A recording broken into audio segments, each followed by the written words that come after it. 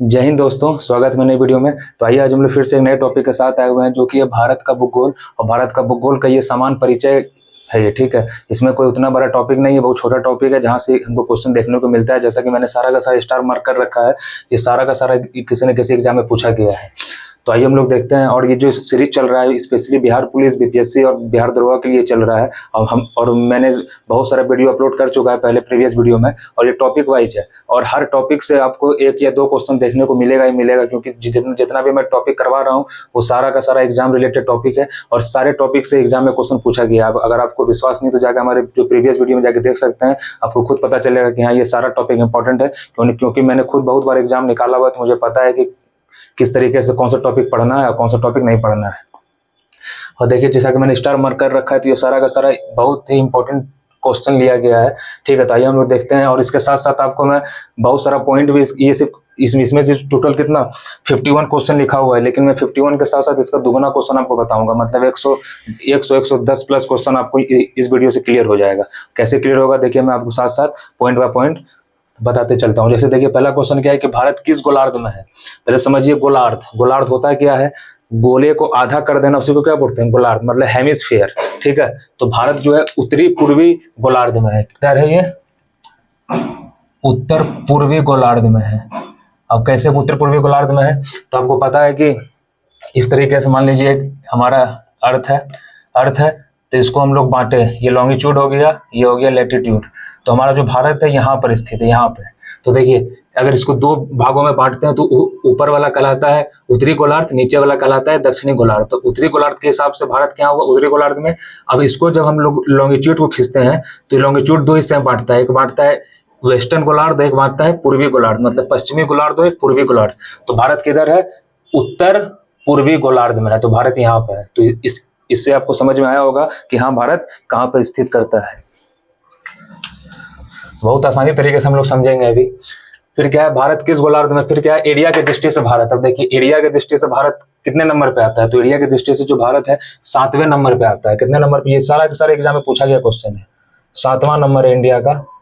अब पूछेगा कि 7वां कैसे है, तो देखिए, और आपको ये भी क्रम भी याद रखना है कि 1 से लेकर 10 तक हमको याद रखना है कि सबसे बड़ा कंट्री कौन है, और 1 से 10 तक हमको सारा का सारा याद रखना है।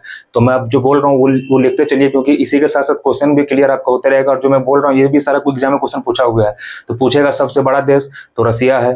फिर उसके बाद कौन सा है, कनाडा है। फिर चाइना है, फिर अमेरिका, फिर कौन सा है, ब्राजील, फिर ऑस्ट्रेलिया, फिर इंडिया जो कि 7th नंबर पे है। उसके बाद कौन आएगा, अर्जेंटीना। उसके बाद आएगा कजाकिस्तान। उसके बाद आएगा अल्जीरिया, जो कि अल्जीरिया आपने पढ़ा है कि अफ्रीका का सबसे बड़ा देश कौन सा है, अल्जीरिया। तो ये हमको क्रम से 10 याद रखना है, सीक्वेंस वाइज, जो कि एग्जाम में बार बार पूछ लिया जाता है। आपको ऑप्शन दे देगा कि बताइए कि 5वां सबसे बड़ा देश कौन सा है।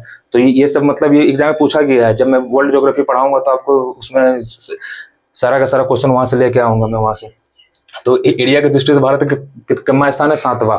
तो जैसा मैंने क्रम बताया, सबसे पहला रसिया, सबसे बड़ा रसिया है। उसके बाद पूछेगा दूसरे नंबर पे कनाडा, फिर चाइना, फिर अमेरिका, फिर ब्राजील, फिर ऑस्ट्रेलिया, फिर भारत 7वें नंबर पे, फिर अर्जेंटीना, फिर कजाकिस्तान, फिर अल्जीरिया। और कजाकिस्तान आपको पता है कि ये दुनिया का सबसे बड़ा लैंडलॉक कंट्री है। पूछेगा कि सबसे बड़ा लैंडलॉक कंट्री कौन होता है, तो कजाकिस्तान। लैंडलॉक कंट्री क्या होता है, जो चारों तरफ से लैंड से घिरा हुआ, मतलब उसके पास कोई अपना समुद्र ना हो, उसको क्या बोलते हैं, लैंडलॉक कंट्री बोलते हैं। तो सबसे बड़ा लैंडलॉक कंट्री कौन है, कजाकिस्तान। और सेकंड नंबर पे कौन आता है, मंगोलिया। तो ये क्वेश्चन पूछा गया एग्जाम में। फिर पूरब पश्चिम देखिए, पूरब पश्चिम उत्तर। तो देखिए, भारत का जो ज्योग्राफिकल एरिया है उसका पूरब से पश्चिम और उत्तर से दक्षिण कितना किलोमीटर में है। तो देखिए, पूरब से पश्चिम जो है ये टोटल का टोटल 2933 किलोमीटर है, मतलब इसका लंबाई चौड़ाई। और उसका लंबाई उत्तर दक्षिण कितना है, तो 3214 किलोमीटर, 3214 किलोमीटर। ये एग्जाम में पूछा गया है बहुत बार। अब मैंने सारा स्टार मार्क कर ही रखा है, ये सारा का सारा एग्जाम में पूछा गया है। फिर भारत का क्षेत्रफल देखिए, भारत का क्षेत्रफल कितना है, तो 32,87,263 वर्ग किलोमीटर। कितना है, 32,87,263 वर्ग किलोमीटर है, किलोमीटर स्क्वायर। तो ये तो हुआ भारत का क्षेत्रफल। लेकिन पूछेगा कि भारत का क्षेत्रफल पूरे अर्थ के हिसाब से कितने परसेंट में वो आता है। तो पूरे अर्थ के हिसाब से भारत का जो प्रतिशत है 2.4%। ये एग्जाम में पूछा गया है, 2.4%, 2.4%। पूछेगा कि भारत का क्षेत्रफल पूरे अर्थ के हिसाब से कितने परसेंट पे भारत स्थित है, तो 2.4% एरिया ही भारत कवर कर रहा है। अक्षांशीय विस्तार। अब देखिए पूछेगा कि लैटिट्यूड, कौन से लैटिट्यूड में भारत लाई करता है, कौन से लॉन्गिट्यूड में भारत लाई करता है। तो जो भारत लाई करता है ये 8 डिग्री 4 मिनट उत्तरी अक्षांश से लेके 37 डिग्री 6 मिनट उत्तरी अक्षांश तक। जैसा मैंने आपको बताया था स्टार्टिंग में ही, नॉर्दर्न हेमिस्फीयर करके। और वो जो पढ़े होंगे वर्ल्ड ज्योग्राफी में अक्षांशीय देशांतर, तो आपको पता है कि अक्षांशीय लाइन किसको बोलते हैं और देशांतर लाइन किसको बोलते हैं। तो अक्षांशीय विस्तार कितना है भारत का, तो 8 डिग्री 4 मिनट नॉर्थ से लेके 37 डिग्री। तो ये देखिए ये हो गया मुख्य भूमि का, क्योंकि मुख्य भूमि का ये अक्षांशीय विस्तार है। लेकिन आपसे पूछेगा कि जैसे अब अंडमान निकोबार हमारा है, लेकिन अंडमान निकोबार क्या है, थोड़ा सा मुख्य भूमि से थोड़ा सा नीचे में आता है। तो उसका अगर पूछेगा कि पूरे भारत का, अगर पूछेगा मुख्य भूमि का अक्षांशीय विस्तार तो ये होगा, लेकिन पूरे भारत का पूछेगा तो हो जाएगा क्या, यहाँ पर बस क्या हो जाएगा 6 डिग्री 4 मिनट नॉर्थ से लेके 37 डिग्री 6 मिनट नॉर्थ, क्योंकि हल्का सा नीचे आ जाता है। क्योंकि अंडमान निकोबार आपको पता है कि ग्रेट निकोबार सबसे नीचे है, तो वहां से अगर हम लोग लैटिट्यूड नापेंगे ऊपर लद्दाख तक, तो कितना हो जाएगा 6 डिग्री 4 मिनट से लेकर 37 डिग्री 6 मिनट नॉर्थ। ये एग्जाम में क्वेश्चन पूछा गया है। अगर मुख्य भूमि का पूछे कन्याकुमारी से लेकर ऊपर लद्दाख तक तो ये होगा, लेकिन अगर उसमें अंडमान निकोबार भी शामिल हो जाए तो ये अक्षांशीय विस्तार होगा हमारा। अब देखिए कर्क रेखा, आपको पता है कि भारत से कर्क रेखा गुजरता है, ठीक है। और भारत में ही माही नदी भी बहती है, जो कि कर्क रेखा को 2 बार काटती है। भी एग्जाम में पूछा गया है कि कौन सी नदी कर्क रेखा को 2 बार काटती है, तो माही नदी भारत में ही बहती है। तो क्या है कि कर्क रेखा जो है भारत में, आपको पता है कि 23.5 डिग्री नॉर्थ होता है कर्क रेखा का लाइन। तो वो जो है भारत में 8 राज्यों से होकर गुजरती है। एग्जाम में बहुत बार पूछा है कितने राज्य से, 8 स्टेट से गुजरता है। अब पूछेगा कि कौन कौन स्टेट, तो इसका एक ट्रिक है, मित्र पर गमछा झाड़ दिया। और ये बहुत सारा ट्रिक आपको पता भी होगा, मित्र पर गमछा झाड़ दिया। मित्र, मी से मिजोरम, त्रो से त्रिपुरा, पर पौ से पंजाब, मित्र पर गमछा झाड़ दिया है ना। तो देखिए पहले क्या हो गया, मिजोरम, त्रो से त्रिपुरा, पौ से पश्चिम बंगाल, रौ से राजस्थान, फिर ग से गुजरात, म से मध्य प्रदेश, छ से छत्तीसगढ़, झार से झारखंड। तो ये टोटल 8 स्टेट हो गया कि नहीं हो गया।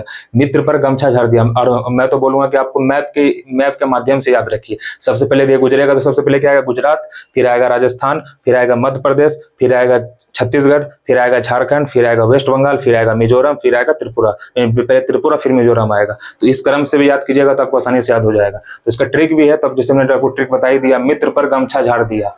मी से मिजोरम, त्रो, मित्र में त्रो होता है, त्रो से त्रिपुरा, पौ से पश्चिम बंगाल, रौ से राजस्थान, गौ से गुजरात, मौ से मध्य प्रदेश, छौ से छत्तीसगढ़, झार से झारखंड। तो ये पूरा का पूरा ट्रिक है। अब देखिए सभी बिंदुओं पर चर्चा करते हैं। तो देखिए टोटल हम लोग के भारत के 5 बिंदु हैं, जो कि एग्जाम में हर बार यहाँ से क्वेश्चन देखने को मिलता है कि पूछ गया कि सबसे पश्चिमी बिंदु कौन है, सबसे पूर्वी बिंदु कौन है, सबसे दक्षिणी बिंदु कौन है, ठीक है। तो ये सब कंफ्यूजिंग होता है, तो हम लोग आज यहाँ क्लियर करेंगे। देखिए पूछेगा सबसे कि उत्तर का सबसे मतलब उत्तरी बिंदु सबसे कौन है, तो इंदिरा कौल। कौन सा इंदिरा कौल, ठीक है। फिर पूछेगा दक्षिणतम बिंदु कौन है, तो इंदिरा पॉइंट। और इंदिरा पॉइंट है कहाँ, ये भी पूछता है। तो ग्रेट निकोबार में, क्योंकि अंडमान निकोबार हिस्सा है, तो सबसे नीचे, तो सबसे दक्षिणतम बिंदु कौन गया, इंदिरा पॉइंट। लेकिन पूछेगा मुख्य भूमि का दक्षिणतम पॉइंट, तो कैप कैमोरिन, जो कि कन्याकुमारी के पास है। मुख्य भूमि, देखिए मुख्य भूमि से अंडमान निकोबार हट के ना है, तो मुख्य भूमि से पूछे तो कन्याकुमारी, कैप कैमोरिन। लेकिन पूरा भारत को अगर लेके चले अंडमान निकोबार के साथ में, तो कौन सा आ जाएगा, इंदिरा पॉइंट। तो दक्षिणतम पॉइंट इंदिरा पॉइंट, जो कि कहाँ है, अंडमान निकोबार में, निकोबार ग्रेट निकोबार पे है। और सबसे उत्तरी इंदिरा कौल, तो इसमें कंफ्यूजन नहीं होना, इंदिरा पॉइंट इंदिरा कौल में, इंदिरा कौल लद्दाख, इंदिरा पॉइंट ग्रेट निकोबार। फिर पूछेगा पूर्वी, सबसे पूर्वी पॉइंट कौन है, तो पूर्वी पॉइंट है किबीथू।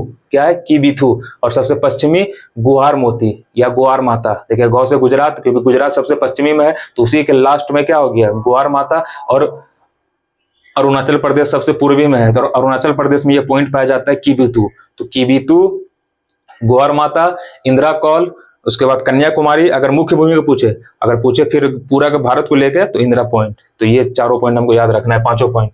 तो ये तो क्लियर हो गया होगा आपको। फिर देखिए भारत मानक समय, ये पिछले ही साल दरोगा में पूछा गया पीटी में, कि भारत जो इंडियन स्टैंडर्ड टाइम है वो कितने डिग्री पे है, कितने डिग्री देशांतर पे, क्योंकि लॉन्गिट्यूड से होकर आता है। तो 82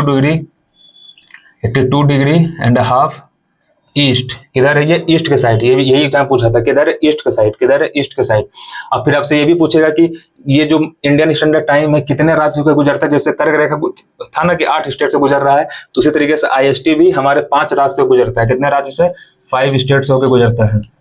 और इसका एक ट्रिक है, U, क्या ट्रिक याद रखना है, यू कॉमा, देखिए यू से उत्तर प्रदेश, सी से छत्तीसगढ़, ओ से उड़ीसा, एम से मध्य प्रदेश, ए से आंध्र प्रदेश। तो ये एग्जाम में पूछा गया है, वही वही मैं सर यहाँ पर क्लियर कर रहा हूँ। तो पूछेगा कि इंडियन स्टैंडर्ड टाइम भारत के कितने राज्यों से होकर गुजरता है, तो 5 राज्यों से। अब ऑप्शन में दे देगा कौन कौन सा राज्य से नहीं गुजरता है, तो आपको याद रहेगा तब तो वो 5 राज्य कौन है जिससे वो गुजर रहा है। तो उसका ट्रिक क्या है, यू कॉमा, यू से उत्तर प्रदेश, उत्तर प्रदेश से ही, और इसको जो हम लोग को जो नापा जाता है ये इंडियन स्टैंडर्ड टाइम, मिर्जापुर के पास एक जगह है, इलाहाबाद के पास एक जगह है नैनी, तो वहीं से ये लाइन गुजरता है। ठीक है, तो कौन कौन सा स्टेट है, उत्तर प्रदेश, छत्तीसगढ़, उड़ीसा, मध्य प्रदेश और आंध्र प्रदेश। तो ये आपको याद रखना है। फिर पूछ देगा कि आईएसटी और जीएमटी में डिफरेंस कितना होता है। देखिए ग्रीनविच एक शहर है लंदन में, ठीक है, वहीं से हमारा प्राइम मेरिडियन खींचा गया है और वहीं से हम लोग का टाइम डिसाइड होता है पूरे का पूरे वर्ल्ड का। तो देखिए आईएसटी और जीएमटी का डिफरेंस कितना होता है, तो जो आईएसटी है जीएमटी से 5.5 घंटा आगे है। कितना घंटा आगे है, 5.5 घंटा आगे है। ठीक है, तो ये आप जब पढ़िएगा वर्ल्ड ज्योग्राफी में, तो आपको जब लैटिट्यूड लॉन्गिट्यूड पढ़े होंगे तो उसमें आपको ये सब समझाया गया होगा। अगर हम यहाँ समझाएंगे तो बहुत वीडियो लंबा हो जाएगा। यहाँ मेरा मेन फोकस है सारे के सारे क्वेश्चन को डील करना, किस तरीके से हम क्वेश्चन को डील करते हैं। तो आईएसटी और जीएमटी का डिफरेंस कितना है, तो प्लस मतलब 5.5 घंटा आगे है, माइनस नहीं। 5.5 घंटा हमारा क्या है, 5.5 घंटा हमारा आगे है। जीएमटी से हमेशा इंडियन स्टैंडर्ड टाइम 5.5 घंटा क्या है, आगे है। एकमात्र जिला जो 4 राज्यों को टच करता है, तो ये एग्जाम में पूछा गया। तो सोनभद्र यूपी का एक जिला है, सोनभद्र एकदम नीचे में, एकदम नीचे में। तो एक तरफ मध्य प्रदेश से टच कर रहा है, एक तरफ बिहार से टच कर रहा है, झारखंड से टच कर रहा है। तो उस तरीके से 4 राज्यों से टच करता है। तो कौन सा, सोनभद्र। कौन सा, सोनभद्र। तो हमको ये याद रखना, ये एग्जाम में पूछा गया है, सोनभद्र। आईएसटी और ट्रॉपिक ऑफ कैंसर, देखिए इंडियन स्टैंडर्ड टाइम और ट्रॉपिक ऑफ कैंसर, जो कि ट्रॉपिक ऑफ कैंसर कर्क रेखा जो इधर से गुजर रहा है 8 राज्यों से, और ऊपर से जो आ रहा है भारतीय मानक समय, तो वो एक दूसरे को कहाँ पे काटती है, वो एक दूसरे को किस बिंदु पे काटती है, किस स्टेट में, ये क्वेश्चन पूछा गया है। तो छत्तीसगढ़ में। कहाँ पे, छत्तीसगढ़ में। छत्तीसगढ़ में, क्योंकि देखिए जैसा मैंने आपको बताया कि ट्रिक में क्या था, मित्र पर गमछा झाड़ दिया, छा आया ना, छा, तो छह से छत्तीसगढ़ आया। और यहाँ भी देखिए C4 क्या है, छत्तीसगढ़। तो दोनों का दोनों छत्तीसगढ़ कॉमन मिल गया। तो दोनों का दोनों कहाँ पे ये दोनों मिलते हैं आके, तो छत्तीसगढ़ में। देखिए मुख्य भूमि की तटीय लंबाई, देखिए मुख्य भूमि की तटीय लंबाई पूछेगा। मतलब जैसे हम लोग को पता है कि एक तरफ अरेबियन सी, एक तरफ इंडियन ओशियन, एक तरफ बे ऑफ बंगाल है। तो इसी को क्या बोलते हैं, मतलब ये जो समुद्र से, मतलब हमारा जो लंबाई है, समुद्री लंबाई, ये कितना टोटल किलोमीटर में है मुख्य भूमि का। अंडमान निकोबार लक्षद्वीप को उसमें शामिल नहीं करना है, सिर्फ उससे मुख्य भूमि का पूछे तो कितना हो जाएगा, 6500 किलोमीटर लंबाई है। कितना लंबाई है, 6500 किलोमीटर। अगर मुख्य पूरा का पूरा भारत का पूछे तो 7516 किलोमीटर हो जाएगा, 7516 किलोमीटर, जिसमें लक्षद्वीप भी शामिल हो जाएगा और अंडमान निकोबार भी शामिल हो जाएगा। फिर पूछेगा कि कौन सा ऐसा राज्य है जो कि सबसे लंबी तटीय सीमा है, मतलब जिसके पास बहुत ज्यादा समुद्र है, जिसके तट पे बहुत लंबाई में क्या है, समुद्र है। तो कौन सा है, गुजरात। ये भी एग्जाम में पूछा गया, ये भी याद रखना है आपको, गुजरात। तो देखिए आपको एक क्वेश्चन से आपको मैंने 3-4 क्वेश्चन हर चीज में मैं बोलते जा रहा हूं, तो आपको लग रहा होगा हाँ ये सारा का सारा इंपॉर्टेंट है और ये बहुत बार एग्जाम में पूछा गया है। तो पूछेगा मुख्य भूमि की तटीय लंबाई, तो 6500 किलोमीटर। अगर पूछेगा पूरे भारत का, तो 7516 किलोमीटर। अब पूछेगा सबसे कौन सा ऐसा राज्य है जिसकी तटीय सीमा बहुत लंबी है, तो गुजरात की। अब देखिए ये एग्जाम में पूछा गया है, ये तीनों के तीनों, ये तीनों के तीनों जो आइलैंड है ये अंडमान निकोबार में है, और जापान ने अंडमान निकोबार को द्वितीय विश्व युद्ध के दौरान भारत को दिया था। तो ये सब लंबा कहानी है, सब जो आप पढ़िएगा तो आपको समझ में आएगा। तो यहाँ से क्वेश्चन को आप डील कीजिए। तो पूछेगा कि रॉस आइलैंड का नाम क्या रख दिया गया है, तो सुभाष चंद्र बोस। देखिए बॉस, रॉस, रॉस राइमिंग कर रहा है ना, राइमिंग से, रॉस बॉस। तो इसका आइलैंड का नाम क्या रख दिया गया, सुभाष चंद्र बोस। आप बस बॉस याद रखिए, आपको क्लिक हो जाएगा दिमाग में। फिर नील आइलैंड, ये एक बीपीएससी के एग्जाम में पूछा गया है, नील आइलैंड का नाम क्या बदल के रखा गया था। तो नील आइलैंड का जो नाम था, इसको रखा गया था शहीद द्वीप। क्या नाम रखा गया था, शहीद द्वीप। शहीद द्वीप बदल के रख दी, क्योंकि ये सब अंग्रेज लोग थे। नील आपको पता है कि 1857 के क्रांति में ये इलाहाबाद से आके लड़ा था। हैवलॉक भी दिल्ली में जाके लड़ा था। तो ये सब उसी के नाम पर क्या रख दिया गया था, अंडमान निकोबार के द्वीप का नाम रख दिया गया था। तो उसी को चेंज करके क्या रखा गया, फिर रॉस आइलैंड को सुभाष चंद्र बोस, नील आइलैंड को शहीद द्वीप, और हैवलॉक आइलैंड को क्या रखा गया था, तो स्वराज द्वीप। क्या रखा गया, स्वराज द्वीप। तो ये सब एग्जाम में पूछा गया है। फिर देखिए जल संधि, इंडिया और श्रीलंका के बीच में देखिए जल संधि क्या होता है। जल संधि वैसा होता है कि जो दो कंट्री को अलग करे और दो समुद्र को जोड़े। देखिए कंट्री में पूछेगा तो कंट्री को अलग करता है जल संधि, लेकिन समुद्रों क्या करता है, दोनों दो समुद्रों को जोड़ता है। तो यहाँ तो देश पूछ रहा है तो कौन सा जल संधि है जो दोनों को अलग करता है, तो पाक स्ट्रेट, पाक जल संधि। ये तो बहुत आसान क्वेश्चन है, पाक जल संधि। राज्य जो तीन ओर से बांग्लादेश से घिरा हुआ है, देखिए ये क्वेश्चन पूछा गया है, तो त्रिपुरा, इसका नाम ही में छुपा हुआ है आंसर, त्रि, जो तीनों ओर से घिरा हो उसको क्या बोलेंगे, त्रिपुरा। अब देखिए ये कुछ कुछ पास है, चैनल है जो कि एग्जाम पर बहुत बार पूछा है। डंकन पास, डंकन पास किसके बीच में है, तो साउथ अंडमान, ये तो बहुत बार इसको याद रखना है, एकदम दिमाग में छाप लेना ये वाले को। और लिटिल अंडमान के बीच में, लिटिल अंडमान के बीच में है, south Andaman and little Andaman, और नहीं एंड, ये दोनों के बीच में है। किसके से बीच में, डंकन पास, साउथ अंडमान और लिटिल अंडमान के बीच में, बहुत इंपॉर्टेंट है। क्योंकि देखिए जब अंडमान निकोबार पढ़िएगा तो अंडमान का भी एक अलग हिस्सा है, निकोबार का भी अलग हिस्सा है। तो अंडमान जो है चार में डिवाइडेड, एक north Andaman, middle Andaman, south Andaman और एक लिटिल अंडमान। तो इसी साउथ अंडमान और लिटिल अंडमान के बीच में डंकन पास जाता है। तो इसलिए एग्जाम में ये क्वेश्चन बहुत बार पूछा गया, क्योंकि कंफ्यूजिंग होता है, सबको लगेगा कि अंडमान निकोबार, लेकिन नहीं, अंडमान अंडमान में ही, क्योंकि अंडमान का चार हिस्सा है, तो उसी चार हिस्से में तीसरे और चौथे के हिस्से के बीच में ये रहता है। और फिर निकोबार का भी तीन हिस्सा है, लिटिल निकोबार, ठीक है, फिर ग्रेट निकोबार, फिर कार निकोबार। तो इस तरीके से निकोबार का भी बहुत सारा हिस्सा है। तो 10 डिग्री चैनल अब अंडमान निकोबार, ये तो आसान है, अंडमान एंड निकोबार। 9 डिग्री, देखिए इसका ट्रिक है, यहाँ से 8 डिग्री 9 डिग्री से, मामी लक्ष्मी आनी। तो मामी 8 डिग्री मतलब, मामी मतलब मालदीव और मिनी कॉय, मालदीव और मिनी कॉय के बीच में है, यहां से याद रखिए, पीछे से 8 डिग्री से। फिर मामी लक्ष्मी, लक्ष्मी मतलब लक्षद्वीप और मिनी कॉय, तो ये है आनी, आप और अंडमान, निकोबार। तो ट्रिक क्या है, मामी लक्ष्मी आनी, ये तीनों डिग्री चैनल का ट्रिक है, और एग्जाम में बहुत बार पूछा भी है।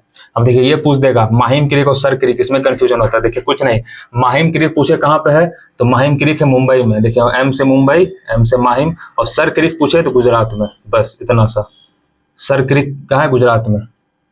अब देखिए देश के अंतर्राष्ट्रीय सीमा, जो भारत है हमारे 7 देशों से सीमा बनाता है। हमारे जो जितने पड़ोसी, कितने देश हैं, 7 देश पड़ोसी देश हैं, ठीक है। इसका ट्रिक क्या है, बचपन में MBA, बचपन में MBA, ये ट्रिक बहुत फेमस है और सबको पता भी होगा। तो BA से बांग्लादेश, CA से चाइना, PA से पाकिस्तान, N से नेपाल, M से म्यांमार, B से भूटान, A से अरुणाचल प्रदेश। तो ये टोटल 7 राज्य हैं जिससे भारत क्या करता है, सीमा बनाता है, ठीक है। तो ये आपको याद रखना बहुत इंपॉर्टेंट है। और इसका कौन कौन सा राज्य है जो कि इससे टच होता है, तो ये भी आपको ध्यान में रखना है, ठीक है। एक भी एग्जाम में यहाँ पे मैंने लिखा नहीं है, लेकिन मैं आपको बोल रहा हूँ कि आपको याद कर लेना है, क्योंकि यहाँ पे मैं अभी बताऊंगा तो बहुत वीडियो लंबा हो जाएगा, तो आपको याद कर लेना है। देखिए मैकमोहन लाइन इंडिया चाइना के बीच में है। ये पूछेगा कि कब बनाया गया, तो 1914 में, 1914 में, ये इंपॉर्टेंट है। Red Cliff line India Pakistan के बीच में है, ये सीमा है, ये इंडिया पाकिस्तान 1947 में ये बनाया गया था, ठीक है। फिर देखिए स्थलीय सीमा और जलीय सीमा, देखिए स्थलीय, जैसे मैंने आपको यहाँ बता दिया स्थलीय सीमा, तो नहीं वहाँ भी मैंने आपको बताया जलीय सीमा। तो देखिए स्थलीय सीमा पूछेगा कितना है, भारत टोटल कितना किलोमीटर में है, तो 15,200 किलोमीटर। मतलब इसका मतलब क्या है कि ये जो, मतलब जितने भी हमारे 7 पड़ोसी देश हैं, टोटल अगर मिलाएंगे तो टोटल कितने किलोमीटर एरिया पे वो मतलब सीमा बना रहा है, तो 15,200 किलोमीटर एरिया टच कर रहा है पूरे 7 कंट्री मिला के, ठीक है। जलीय सीमा जैसे मैंने आपको बता दिया, यहाँ पे 7516 किलोमीटर, पूरा का पूरा पूछे तो 7516 किलोमीटर, अगर सिर्फ मुख्य भूमि का पूछे तो 6500 किलोमीटर। देखिए ये पूछ देता है क्वेश्चन, 10 की जनसंख्या वृद्धि दर, ये होता है क्या, देखिए 2001 में जो जनसंख्या मान लीजिए हमारे पास 100 करोड़ के आसपास था, और अभी हमारा कितना है, 120 करोड़ के ऊपर है, 121 करोड़ है। लेकिन अभी अभी जो 21 में अभी आने वाला है सेंसस, अभी 140 करोड़ आबादी हो चुका है। लेकिन हमको अभी जब तक नहीं आया है सेंसस, तब तक हमको 2011 को ही लेकर सारा डाटा के लेकर चलना है। और इस पर मैं एक नेक्स्ट वीडियो बनाने वाला हूँ सेंसस पे, जो कि आपको देखने को मिल जाएगा। इससे भी बहुत सारा क्वेश्चन पूछा जाता है। तो पूछ रहा है कि 10 की जनसंख्या वृद्धि दर कितना हुआ भारत का, तो 17.6%।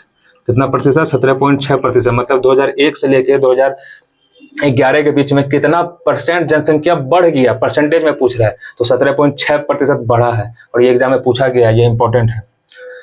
फिर देखिए अंतर्राष्ट्रीय सीमा से संलग्न राज्य, देखिए टोटल का टोटल जितना भी अंतर्राष्ट्रीय सीमा है, टोटल कितने राज्य या केंद्र शासित प्रदेश टच करते हैं, तो 18, ये इंपॉर्टेंट है, 18।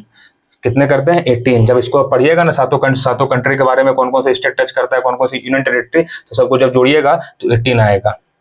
फिर देखिए, फिर कुछ कुछ हमारे भारत में पर्वत पाए जाते हैं, पहाड़ पाए जाते हैं, पठार पाए जाते हैं, मैदान पाए जाते हैं, तो उसको हम लोग जानेंगे कि कितने प्रतिशत मौसम मौजूद है। आपको पता है कि सबसे ज्यादा प्रतिशत में हमारे पास क्या है, मैदानी क्षेत्र है, ठीक है। और उसके बाद फिर क्या, उसके बाद क्या है, पठारी क्षेत्र। तो पूछेगा कि पर्वतीय क्षेत्र का विस्तार भारत में कितना प्रतिशत है, तो देखिए पर्वत और पहाड़ में अंतर होता है। देखिए पर्वत क्या होता है, अगर 1000 मीटर से ऊपर हो गया तो वो पर्वत होता है, अगर 1000 मीटर से कम हो गया तो वो पहाड़ होता है। तो ये दोनों में कंफ्यूजन। जैसे पर्वत कौन हो गया, हिमालय, नंदा देवी, सब चोटियां हैं उसकी, तो हिमालय, एंडीज, रॉकीज, तो ये सब पर्वत हो गए। और पहाड़ क्या हो गया, छोटे मोटे जो 1000 मीटर से नीचे वाले क्या बोलते हैं, पहाड़। और पर्वत किसको बोलते हैं, जो 1000 मीटर से ऊपर रहे। तो पर्वत का परसेंट कितना है, 10% हमारे पास पर्वत है, 18% पहाड़ है, 27% पठार है और 43% मैदान है। देखिए मैदानी भाग 43%, पठारी भाग 27%, पहाड़ी क्षेत्र 18% और पर्वतीय क्षेत्र 10%।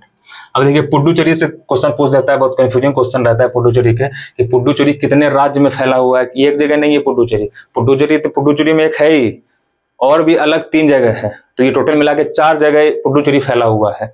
तो आपको ये याद रखना है। तो कहाँ कहाँ, तो सबसे पहले तमिलनाडु में, उसके बाद केरला में, उसके बाद आंध्र प्रदेश में। तो ये तीनों जगह फैला है। इसमें ही पूछ देगा, जैसे तमिलनाडु में कौन सा क्षेत्र लिया हुआ है, तो कराईकाल, ये एग्जाम पूछा गया, कराईकाल। केरला में कौन सा है, तो केरला में है माहे, और आंध्र प्रदेश में यनम। तो ये सब आप लिखते चलिएगा।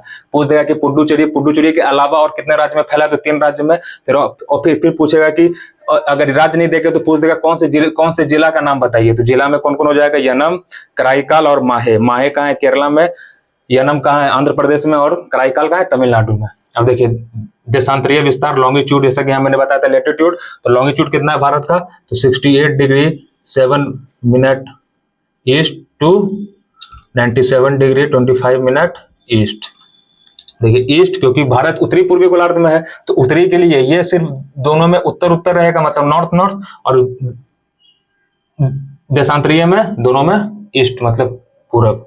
अब ये कुछ बहुत आसान मैंने क्वेश्चन लिया है। राष्ट्रीय पशु क्या है हमारा, ये तो सबको पता है, ये इंपॉर्टेंट है। राष्ट्रीय विरासत पशु क्या है हमारा, हाथी। तो इसको याद रखना है, राष्ट्रीय विरासत पशु क्या है हमारा, हाथी। राष्ट्रीय पक्षी मोर, राष्ट्रीय वृक्ष बरगद। तो ये सब आपको ध्यान में रखना है, ये सब जनरल नॉलेज के तौर पर। इसे पूछा है। राष्ट्रीय चिन्ह अशोक स्तंभ, ये तो ये आपको याद रखना है, अशोक ने जो बनवाया था। राजकीय भाषा क्या है हमारी, हिंदी। देखिए हिंदी हमारी राष्ट्रीय भाषा नहीं है, राजकीय भाषा है। तो एग्जाम ये पूछा गया है कंफ्यूजिंग में। और किस आर्टिकल में है ये, 343 में ये इसकी चर्चा है कि हिंदी जो हमारी राजकीय भाषा है, ना कि राष्ट्रीय। राष्ट्रीय लिपि क्या है हमारी, देवनागरी। क्या है, देवनागरी। राष्ट्रीय वाक्य क्या है हमारा, सत्यमेव जयते। और इससे पूछता है कि किस उपनिषद से लिया गया है, तो मुंडको उपनिषद से। बहुत बार पूछा है, अनेकों बार, मुंडको उपनिषद। राष्ट्रीय नदी क्या है हमारी, गंगा, जो कि हमारे भारत में 25 किलोमीटर बहती है, मतलब 2525 किलोमीटर लंबाई है, और ये सबसे लंबी नदी है भारत की। राष्ट्रीय जलीय जीव क्या है हमारा, डॉल्फिन। क्या है हमारा, डॉल्फिन। तो ये सब कुछ इंपॉर्टेंट था। और हमारे भारत को और कौन कौन से नाम से हम लोग पुकारते हैं, तो वो भी आपको ध्यान रखना है। तो आर्यावर्त, जम्बू द्वीप, इंडिया, हिंदुस्तान, भारत, तो ये सब अनेकों नाम है हमारे भारत के। तो चलिए, आपको देखने से लगा होगा ये सारा का सारा क्वेश्चन बहुत इंपॉर्टेंट है। अगर उसको लिखना चाहे तो लिख सकते हैं, स्क्रीनशॉट लेना चाहे तो स्क्रीनशॉट ले सकते हैं। तो चलिए, अगर आपको ये वीडियो पसंद आया होगा तो एक लाइक कीजिएगा, ताकि मेरे को लगे कि हाँ आपको ये पसंद आ रहा है, ताकि मैं अगला नेक्स्ट वीडियो फिर से बना सकूं। तो चलिए मिलते हैं अगले नेक्स्ट वीडियो के साथ, तब तक के लिए जय हिंद।